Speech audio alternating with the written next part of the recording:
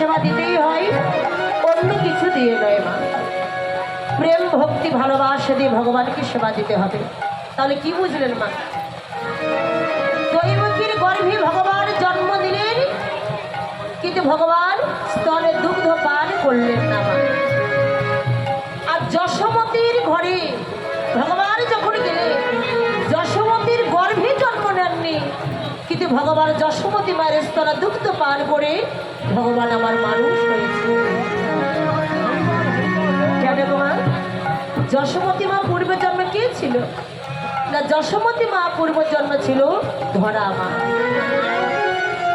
ওই ব্রহ্মা বিষ্ণু মহেশ্বর যখন ধরা মায়ের গৃহে সেবা করতে গেলে, মা যখন কোনো কিছু পান নাই গো মা, ভিক্ষা করে ভগবানকে সেবা দেন, প্রতিদিন সেবা দেন।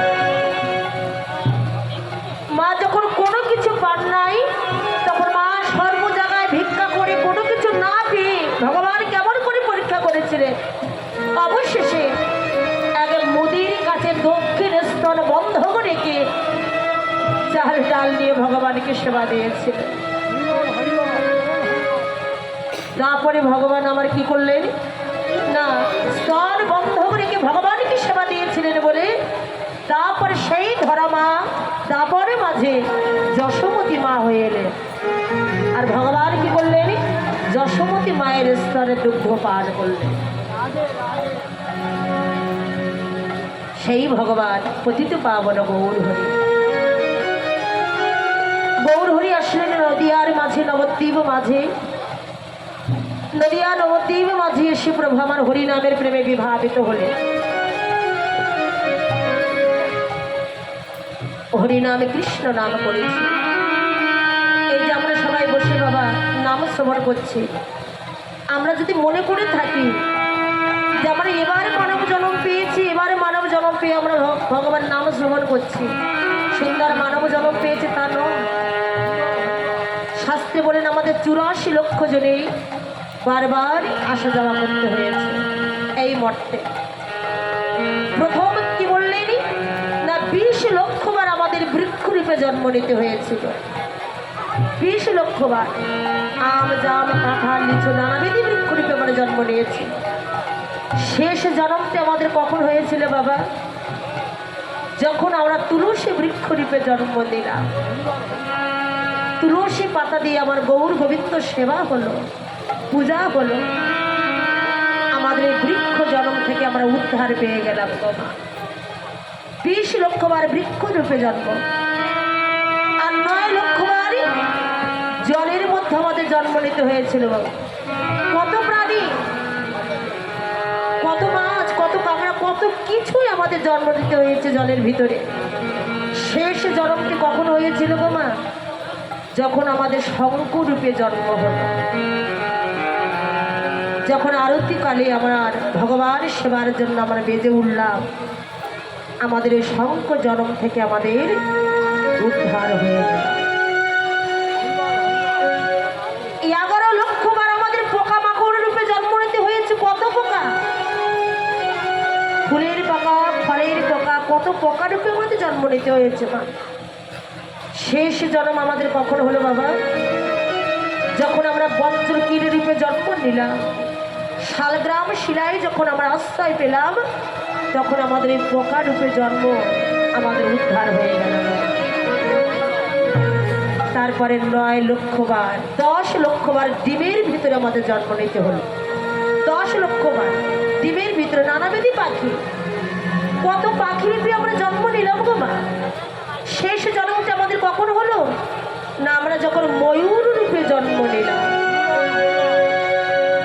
আমাদের ময়ূরের পাখা দিয়ে যখন আমার গৌর গোবিন্দের হাওয়া দেওয়া হলো, ভগবানের সেবায় যখন আমরা লেগে গেলাম, আমাদের এই পক্ষী জন্ম থেকে আমরা সবাই উদ্ধার পেয়ে গেলাম বাবা। তারপরে 30 লক্ষ বার পশু রূপে জন্ম নিতে হয়েছে। কত পশু, বাঘ, সিংহ, কত কি রূপে আমাদের জন্ম নিতে হয়েছে মা। শেষ জন্মটি আমাদের কখন হলো? ধেনু রূপে যখন আমাদের জন্ম হলো, আমাদের দুগ্ধ দিয়ে যখন গোপাল গোবিন্দের সেবা হলো, আমাদের ধেনু রূপে জন্ম আমরা সবাই উদ্ধার হয়ে গেলাম। তারপরে 4 লক্ষ বার মানব জন্ম। তা আমরা যে এমন জন্ম পেয়েছিলাম তা নয় বাবা, এমন জন্ম আমাদের হয়েছে কখনো যে আমাদের ভগবান সব দিয়েছে কিন্তু বদনও দেন নাই, ভগবানের নাম আমরা বলতে পারি না। এমনও দিন গেছে আমাদের যে আমাদের কর দিয়েছিল, চরণও দেন নাই, আমার চরণও দিয়েছিল, হাত দেন নাই, ভগবানকে সেবা দিতে পারে নাই। এমন জন্ম আমাদের হয়েছিল মা, আমাদের সবই আছে কিন্তু চোখও দেন নাই, ভগবানকে আমরা দর্শন করতে পারি নাই। এমন দিন গেছে আমাদের, এমন জন্ম আমাদের দিয়েছে, সবই দিয়েছেন, হাত দিয়েছেন, চরণও দিয়েছেন কিন্তু কর্ণ দেন নাই, ভগবানের নাম শ্রবণ করতে পারে নাই বাবা। এমন করে জন্ম নিতে নিতে আমাদের সুন্দর দুর্লভ মানব জন্ম পেলাম আমরা, মানব জন্ম। কিন্তু মানব জন্ম উদ্ধার হবে কেমন করে? কেমন করে মানব জন্ম উদ্ধার হয়ে যাবে? শাস্ত্রে বললেন মানব জন্ম উদ্ধার হবে তখন যদি কেউ সাদের মানব জন্ম পেয়ে, দুর্লভ কাদা সাদার জন্ম পেয়ে যদি কেউ সাধুগুরু বৈষ্ণব হতে পারে, বৈষ্ণব সঙ্গ করতে পারে, সাধু সঙ্গ করতে পারে, যদি কেউ আমার গৌর গোবিন্দ সেবা দিতে পারে, যদি হরিবাসরে গিয়ে বৈষ্ণব চরণ দুটি জড়কে জড়াইয়ে ধরতে পারে, তবে আমাদের মানব জন্ম উদ্ধার হয়ে যায়। আমাদের মানব জন্ম কখন উদ্ধার হবে? কখন উদ্ধার হবে? যদি আমরা বৈষ্ণব সঙ্গ করতে পারি, সাধু সঙ্গ করতে পারি, তবেই আমাদের মানব জন্ম উদ্ধার হয়ে যাবে বাবা। কিন্তু বৈষ্ণব সঙ্গ, সাধু সঙ্গ আমরা কোথায় করব? না হরিবাসরে বৈষ্ণব চরণ ধুলি